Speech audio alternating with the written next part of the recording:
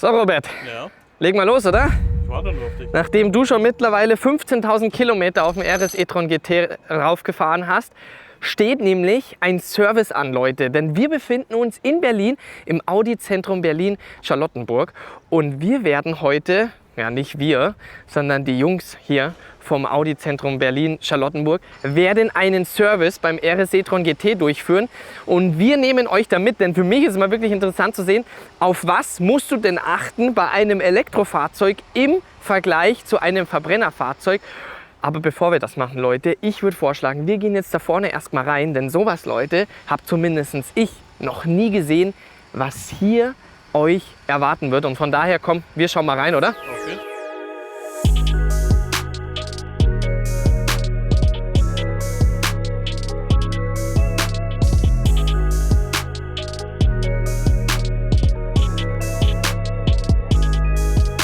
Also Leute, das muss man mal wirklich hier jetzt sagen. Das ist schon faszinierend, wie riesig hier das Audi-Zentrum Berlin-Charlottenburg ist und vor allem auch wie clean, sauber hier das Ganze gehalten ist. Wenn man jetzt mal schaut, wir haben hier die ganze Fläche, hier sind alles Neufahrzeuge, angefangen von hier einem Audi A1, A4, hier nochmal ein schöner A1 in der Sportline-Ausstattung, dann hier geht es auch weiter. A5 Coupé, S5 Cabrio, also wir haben hier wirklich alle Neufahrzeuge verteilt bis nach hinten, was ich hier gerade schön sehen kann. Audi e-tron GT, hier haben wir jetzt wieder die Carbet-Bremsanlage verbaut, hatten wir damals bei unserem letzten RS e-tron GT montiert bei der Edition One, was wir natürlich auch hier jetzt halt wieder schön haben. Damals auch schon, wie er vorgestellt worden ist, in diesem sogenannten Taktikgrün. Ich finde die Lackierung jetzt so im Schatten, wenn nicht genügend Licht drauf scheint, finde ich sie echt schön. Aber wenn dann extrem viel Sonne drauf, dann wird dieser Lack so hell und da ist es dann ja nicht mehr so ganz mein Geschmack. Aber jetzt, Leute, wenn wir mal nach hinten gehen, hier haben wir den neuen Q8 e-tron. Ja? Und das ist nämlich hier, wie wir schön können, wir haben hier eine komplett neue Front. Auch hier die schönen neuen Audi-Ringe. Mittlerweile eine Reichweite von 600 Kilometern, wenn natürlich alles ideal läuft, das heißt von den Temperaturen, wenn wir so um die 20 Grad haben, ja, es darf natürlich nicht zu kalt sein, aber Audi gibt hier eine Gesamtreichweite von um die 600 Kilometer an und das finde ich genau ist die perfekte Reichweite. Dementsprechend, ich habe es ja schon gesagt, e-tron GT, RS e-tron GT, wenn da mal ein Facelift kommen sollte und das wird auch irgendwann mit der Zeit kommen, dann hast du hier auch so eine Reichweite wie hier um die 600 Kilometer. Das wird ein absoluter Gamechanger werden. Und wenn wir auch generell dann schauen, hier von der Seite her, was wir natürlich jetzt hier schön sehen, also erstens, ich finde ihn von der Optik, finde ich ihn extrem gelungen. Auch hier sehr sportlich gehalten mit den schwarzen Felgen. Hier rote Bremssättel. Das kennen wir ja auch schon vom ersten Modell mit den Seitenspiegeln. Und wenn wir da mal hier innen reinschauen, ja, auch, schau mal hier das an. Verrückt, schau mal hier. Sehr schön mit den roten Nähten das Ganze gehalten. Hier Alcantara, da sehen wir eben hier die eingebauten Kameras in den Seitentüren. Und was man auch dazu sagen muss, 10 von 80% ist er in 31 Minuten vollgeladen. Das dauert etwas länger als beim RS e-tron GT. Das liegt nämlich daran, dass wir in Anführungsstrichen nur bis zu 170 kW schnell laden können. Beim RS e-tron GT sind es ja 270 kW, aber trotzdem ist das Ganze zügig und man muss ja natürlich sagen, wir haben nochmal hier etwas mehr Reichweite, auch hier sehr schön gehalten, der Diffusor in dem glänzend schwarz in Verbindung mit der weißen Lackierung. Also das sieht extrem sportlich aus und von der Größe her ideal, nicht zu groß, nicht zu klein. Wir haben hier dann auch die Sportback-Variante, hier in schwarz das Ganze, was natürlich auch hier schön zu sehen ist. Das ist auch wirklich hier ist schön gemacht, ja. So diese kleinen Details merkst du eben bei Audi Q8 Sportback e-tron Quattro. Und was nämlich hier echt cool ist, wenn du nämlich hier drauf drückst, ja, siehst du, fährt dann hier runter, einmal kurz wieder hier hoch und dann zack. Das ist halt natürlich echt cool gelöst und wie gesagt, ja, reichweitentechnisch 600 Kilometer. Hier haben wir jetzt halt eine Leistung von 408 PS. Ja. Wir haben hier die 55er Version. Also das geht hier auf jeden Fall schon gut vorwärts und da wirklich sehr gelungen von Audi, auch hier mit den Matrix-LED-Lichtern. Und ja, würde ich sagen, dann schauen wir mal weiter, oder? Gehen wir hoch, oder? So sieht's aus. Jetzt schauen wir mal, nämlich hier ein Stockwerk höher.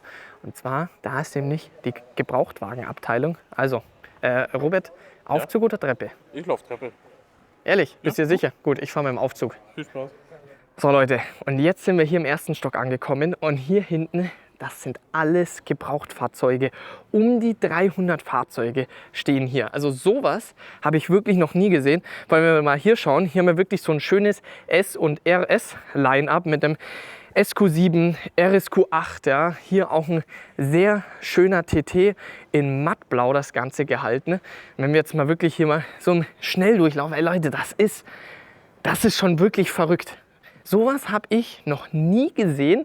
Also generell, sei es jetzt bei Audi oder bei anderen Herstellern, bei anderen Händlern, dass du hier wirklich so ein Riesenangebot hast. Und vor allem, schaut euch das mal an, wie clean und sauber das Ganze hier gehalten ist. Ja? Wenn du hier komplett durchgehst, wir haben hier ein schönes A1 Line-Up, da drüben haben wir A3-Modelle. Das ist schon... Robert, Ja? hast du überhaupt schon einen gefunden? Nee, ich brauche keinen mehr. Oder gebraucht? Interessiert dich das überhaupt? Nee, das schon 10-mal nicht. Echt? Weil? Einfach so. Ich mag Okay. Neuwagengeruch. Aber du siehst mal, wie gut die hier im Schuss sind, Ja, das ist die Autos. Also da ist natürlich, wenn du bei manchen Händlern schaust, wenn die Autos halt einfach 24/7 draußen stehen. Ihr seht Leute, hier stehen die super sauber innen hier. Und das ist schon...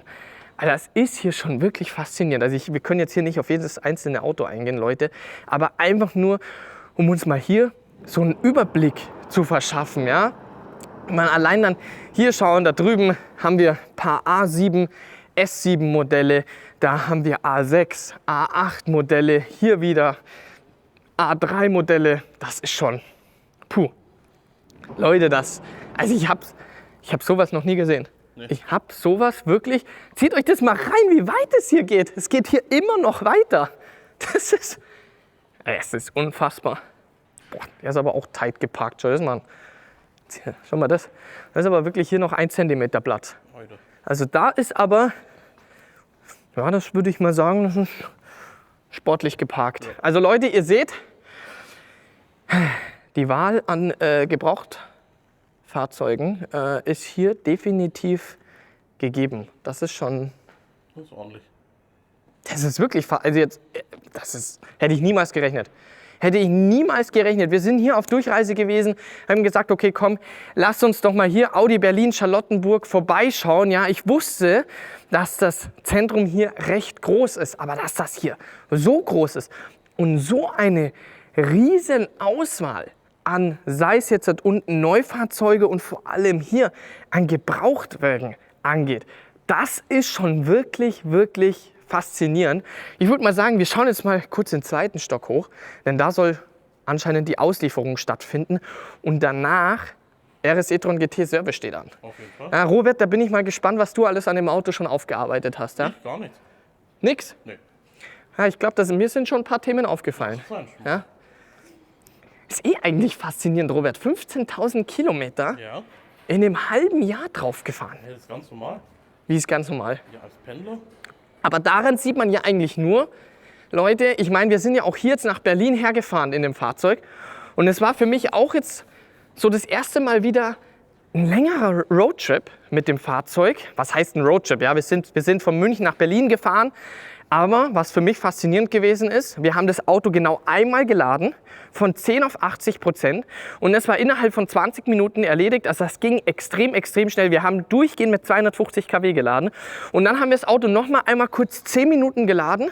Ja, und sind dann mit 50% sind wir in Berlin angekommen. Und das war überhaupt gar kein Stress, weil der Robert und ich, wir haben 2 Döner gegessen in der Zwischenzeit. Ja. Also das war überhaupt gar kein Stress. Robert, Vorsicht, das ist Treppe jetzt. Ja. Hier sieht es aber schön aus. So, das sollen jetzt hier anscheinend Fahrzeuge sein, die neu an Kunden ausgeliefert werden. Hier auch sehr schöner e-tron GT, auch eine sehr schöne Farbe. S3 haben wir hier, A4. Also ich muss sagen, Robert, Ja? ich fühle mich hier wohl. Ja. Ich fühle mich hier sehr wohl, weil das ist hier so warm gehalten hier in dem Audi-Zentrum Berlin-Charlottenburg. Und vor allem wurde mir am Rande auch noch gesagt, dass hier immer mal wieder für Verstärkung gesorgt wird. Wir schauen mal, ob wir hier jetzt gleich mal einen Link einblenden. Denn Leute, für die, die Interesse haben, ja, sei es hier im Neuwagenverkauf, Gebrauchtwagenverkauf oder auch im Service, der Robert, der blendet mal für euch einen Link ein, denn da sind nämlich die Stellensuchen ausgeschrieben und da könnt ihr euch bewerben, weil, also ich sag dir ganz ehrlich, ich fühle mich hier extrem wohl. Da hast du noch das Bistro, ja. Da kannst du dir dann schön Kaffee holen, ja. Der Robert braucht das natürlich jede Stunde vor sich, gell, dass du nicht mehr da reingrafst. Alles gut. Und jetzt schau mal hier, jetzt haben wir hier nochmal den kompletten Überblick. Also Leute, ich bin bei vielen Händlern schon gewesen. Aber sowas und so sauber, sowas habe ich eigentlich bisher noch nie gesehen. Ja, das ist richtig. Also muss man ganz ehrlich sagen und wirklich diese Vielfalt, diese Entspanntheit, wenn du hier reinkommst. Aber ich würde sagen, wir reden jetzt gar nicht weiter, denn Leute, wir kommen jetzt für mich eigentlich zum spannendsten Teil. Und zwar, wir schauen uns jetzt mal an, RS e-tron GT, wie läuft denn da überhaupt der Service bei so einem Elektrofahrzeug ab, oder? Machen wir das mal. Dann lernen wir mal die Jungs in der Werkstatt kennen, oder? Auf geht's. So Leute, wie wir sehen können, RS e-tron GT ist hier jetzt schon aufgebockt. Wir gehen jetzt mal rein. Die warten nämlich schon auf uns, denn mich interessiert es immer wirklich, was wird hier beim RS e-tron GT alles gemacht. Aber jetzt nochmal hier ganz kurz, zieht euch mal dieses Heck rein. So ein sexy Hintern, oder Robert? Fast so sexy wie du, oder? Ja, fast so. Also, jetzt gehen wir mal rein hierher. So, Schönen guten Tag. wir sind angekommen. Servus. Hallöchen. Michi, hi, grüß dich. Matthias. Michi, freut mich, hi. Ihr habt doch schon das Auto gewaschen. Ist wieder richtig Wir wollten eben halt auch gucken, wie der Lack aussieht, ob das alles perfekt ist, damit wir dir den maximalen Service geben können, damit wir uns auch mal drüber polieren können oder ähnliches. Lass ich ihn vorher mal waschen, Ja. damit das richtig gut aussieht. Und ich sehe halt so auch sämtliche Beschädigungen am Auto, Ja. was für mich auch immer wichtig ist, gerade bei Carbon-Teilen. Gehe ich gerne mal ran und gucke da genauer hin. Also wenn irgendein Schaden ist, dann ist der Robert dafür verantwortlich. Das weißt du ja, ne? Ganzen Unterboden aufgerissen, alles. Ne?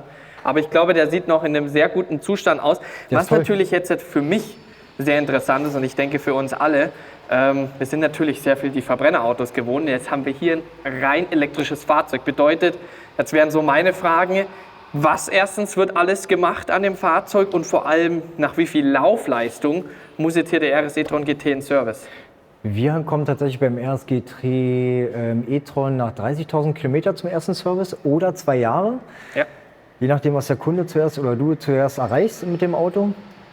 Und dann lesen wir bei der Inspektion im ersten Weg die sämtliche Federspeichereinträge aus. Wir gucken uns die Batterien an. Wie ist der Zustand der Batterie? Wie viel Kapazität hat die Batterie?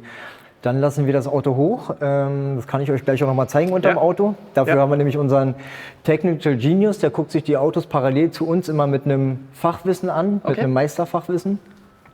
Und dann kann ich auch noch zeigen, was wir alles abbauen, wo die Batterien sitzen. Ja. Dann gucken wir uns an, verliert die Batterie Kühlwasser, hat sie ein Kühlungsproblem und so weiter. Das wird alles in der Inspektion geprüft, damit wir dann wirklich auf einem vernünftigen Stand sind und der Kunde keine Sorgen hat. Okay, sehr gut. Das hört sich auf jeden Fall sehr gut an. Aber so vom Zustand her bisher? Super, wir haben uns die Felgen angeguckt, wir haben uns die Bremsen angeguckt. Ich glaube, mittlerweile hat er jetzt auch schon, Robert, was hast denn du da schon wieder draufgerissen? Ja, 15.000 15.000 Kilometer, oder? Und du hast noch nicht einmal eine Felge angefahren. Ja, Nee. so ein Anfänger. Was ist denn da los? Er kann fahren. Siehst bald. Nee, aber dann würde ich ihn schon einmal hochlassen, dann können wir noch mal unten da unter das Ja. Auto gucken. Gerne. Da ist das gute Stück. Kannst du einmal runter. Ist natürlich alles verkleidet, damit A, keine Steinschläge und so weiter rankommen. Ja. Wir einen aerodynamischen Unterboden haben. Ja. Von daher sieht man nicht so viel, aber alles im Prinzip, was an Schrauben ist, hält die komplette Batterie jetzt am Unterboden. Und das macht natürlich auch die Performance aus, nämlich weil wir natürlich hier eine perfekte Balance haben. Das ist ja immer wieder, was ich sage, Leute, von der Kurvenlage her, weil du natürlich so einen niedrigen Punkt hast, dass du natürlich da wirklich Top-Geschwindigkeiten fahren kannst in der Kurve. Und da sieht man mal, wie sauber das Ganze auch geil ist. Robert, du hast hier echt noch nirgendwo aufgesetzt. Was ist denn da Das los? siehst du mal. Hä? Was ist denn da los? Hey, ich streng mich schon an. Ja. Aber auch echt wirklich alles sehr, sehr sauber verräumt. Ja, das ist wirklich, also so wie er da steht, ist er im super Zustand. Ja. Wir brauchen uns keine Gedanken machen. Wir machen die Inspektion ganz in Ruhe. Ja. Und dann kannst du quasi heute Nachmittag nochmal frisch gewaschen, nach der Inspektion wird er nochmal gewaschen, wieder frisch abholen. Sollten dann Mängel sein, klären wir alles mit Audi, weil es ja noch voll im Garantiezeitalter. Ja. Da hat der Kunde keine Sorgen und keine Nöte. Ja, ist jetzt ja, ein gutes halbes Jahr ist jetzt mittlerweile. Und der läuft wie eine Biene, ohne zu zucken. Allerdings voll, definitiv. Ja gut, dann würde ich sagen, dann lassen wir euch mal machen, oder? Super. Alles klar. Inzwischen in der großen Krabbel. So, Robert, hat's geschmeckt? Das war mega. Ich habe nämlich eine schöne Currywurst mit Pommes. 3 Stunden später haben wir, Leute. RS e-tron GT sollte fertig sein. Ich bin auch sehr davon überzeugt, dass er fertig ist. Und was auch vor allem jetzt nochmal alles so gemacht worden ist. Da bist du ja schon wieder. Sieht's gut aus? Perfekt, wir sind durch. Wir haben eine schöne Currywurst mit Pommes gegessen in der Zwischenzeit. Beziehungsweise ich habe 2 gegessen, der Robert hat nur eine gegessen. Der Die wollte keine klassische aus zweite. Berlin. Auto ist durch. Ich sehe, er ist runtergelassen jetzt. Ich habe ihn dir nochmal draufgelassen, dass wir nochmal kurz angucken können. Bei der Inspektion war gar nichts. Okay. Sämtliche Wasserkartuschen, alles perfekt. Wir haben mit der Batterie kein Problem. Es passt alles super. Wenn du dann nachher in deine My Audi App guckst, Ja. dann siehst du auch alles drin, was wir gemacht haben. Der Service ist zurückgestellt, das nächste das Ereignis ist eingespeichert. Okay. Wenn er dann das nächste Mal zum Service muss, meckert er dich an und sagt, ab zur nächsten Werkstatt. Dann kommen wir So. wahrscheinlich hier wieder vorbei. Wenn wir Würde wieder ich- auf der Durchreise sind, Robert, oder? Würde ich mich Ja? freuen. Vielen, vielen Dank für alles. Auch vor allem für die Wäsche. Jetzt steht er wieder richtig schön sauber da. Wir sind stets bemüht. Jetzt werden wir das Auto nur noch mal 100% vollladen, Leute. Denn dann geht es für uns wieder zurück nach München. Ich gehe mal davon aus, wir werden wieder 2-mal laden. Also ganz tiefenentspannt. Vielen Dank dir auf jeden Fall. Und Wir sehen uns beim nächsten Mal. werden wir auf jeden Fall so machen. Ich fahre euch Alles nochmal klar. raus und dann Machen wir so. ciao, Danke dir. ciao. Also Robert, ich muss dir sagen, ich bin heute echt positiv überrascht von dir. So heute. Auch nicht nur eine einzige Macke wurde hier am RS e-tron GT festgestellt. Siehst du mal, wie ich mit deiner Nicht einmal ein Steinschlag oder sonstiges. Tja, Also Leute, Vorsicht, nicht, dass du gleich hier noch überfahren wirst. Oh, ich glaube, dem fehlt hinten ein Teil.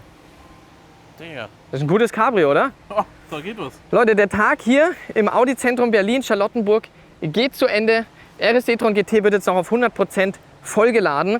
Und was man jetzt hier abschließend noch mal sagen muss, also erst einmal, jetzt sehen wir hier noch mal von außen, diese Größe, das ist wirklich faszinierend, aber dann auch wenn du reingehst, ja, dieses Riesenangebot, was wir an Neufahrzeugen haben, vor allem dann, was dann Gebrauchtfahrzeuge angeht, wie sauber und clean das gehalten ist, das ist auch wirklich, egal wo du hinschaust, es ist eine entspannte Stimmung hier und typisch Audi-Zentren sind extrem sauber und clean gehalten. Auch wenn du dann weitergehst in den Servicebereich, ja, und vor allem, was mich so fasziniert hat, ist, wie easy das eigentlich hier bei einem Elektrofahrzeug ist und vor allem RS e-tron GT, dass erst nach 30.000 Kilometer der erste Service ansteht und vor allem dann, wie in Anführungsstrichen wenig an so einem Fahrzeug eigentlich gemacht werden muss. Und wenn wir auch bei dem Thema noch mal sind, jetzt abschließend, ich habe es ja auch vorhin schon kurz angesprochen, für die Leute, die hier Interesse haben, ja, wir blenden einmal den Link nochmal hier oben rechts, oben links ein und genauso findet ihr auch den Link in der Videobeschreibung, was das ganze Thema Stellenangebote angeht. Ja, sei es im Verkauf oder auch in der Werkstatt, könnt ihr unter dem Link nachschauen, welche Stellen denn momentan angeboten werden. Und dann, Robert, würde ich sagen, machen wir Schluss hier, oder? Aber währenddessen jetzt das Auto noch voll lädt, das geht ja relativ schnell. Ja. Was machen wir jetzt noch? Weil gegessen haben wir jetzt schon. Ja, jetzt gehen wir mal oben ins Bistro. Schauen wir das mal an. Einen schönen Kaffee noch mal trinken. So einen richtig schönen italienischen Kaffee. Aber es ist nach 12 Uhr, Leute. Bedeutet, da gibt es kein Cappuccino Ja, mehr, wir sind in sondern, Deutschland. wie es typisch in Italien Ja, ist, ja. ein schöner Espresso, oder? Ja, ja, mach, Alles mach klar. du dein Ding. Also Leute, dann sind wir raus mit dem Video und dann sehen wir uns beim nächsten Video wieder. Peace out.